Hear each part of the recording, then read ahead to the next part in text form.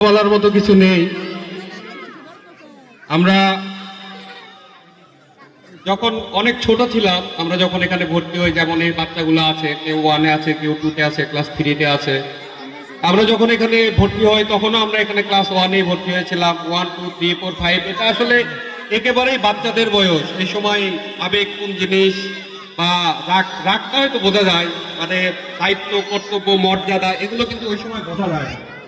তো শিক্ষকের যে মর্যাদা, শিক্ষকের প্রতি যে ভালোবাসা, এটা আসলে তখন বোঝা যায় যখন শিক্ষকরা আমাদের ছেড়ে চলে যান।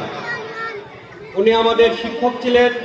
উনি ব্যক্তিগতভাবে, আমার যত শিক্ষক আছেন আমি ব্যক্তিগতভাবে তাকে সবসময় ভালোবাসি। তার কাছে সবসময় সাজেশন নেওয়ার জন্য আসতাম। যখন ভার্সিটিতে পড়তাম তার সাথে এসে দেখা করতাম, ম্যাডাম কোনটা করলে ভালো হবে, কিভাবে করলে ভালো হবে। ম্যাডাম সবসময় আমাকে সাজেস্ট করতেন আমার পথ চলায়।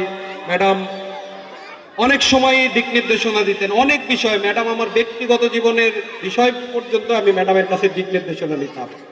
তিনি আমার বাবা হওয়ার পরে এমন একজন অভিভাবক ছিলেন যার কাছে আসলে তার ঋণ ছোট, এটা এত অনেক ছোট একটা পরিসরের আয়োজন, এরকম আয়োজন করে তার ঋণ শোধ করা আমাদের পক্ষে কখনোই সম্ভব না। আমরা যত ছাত্র আছি সারা জীবনের ইনকাম যদি ম্যাডামের পায়ে ঢেলে দিই তাও তার ঋণ কখনো শোধ করা যাবে না, কারণ তিনি আমাদের শিক্ষাগুরু। আর শিক্ষাগুরুর যে মর্যাদা, শিক্ষাগুরুর যে শ্রদ্ধা, সেটা কোনো কিছু দিয়েই শোধ হয় না, কোনো কিছু দিয়ে কোনোদিন শোধ হবে না। তিনি আমার দিক নির্দেশক ছিলেন। আমি তার কাছে অত্যন্ত বিনয়ী ক্ষমা প্রার্থনা করছি যে আপনি যদি আমার কোনো আচরণে কখনো কষ্ট পেয়ে থাকেন, দয়া করে আমাকে ক্ষমা করে দিবেন এবং আমাদের জন্য দোয়া করবেন যেন আমরা ভবিষ্যতে আরো ভালো কিছু করতে পারি। সবাইকে অসংখ্য ধন্যবাদ।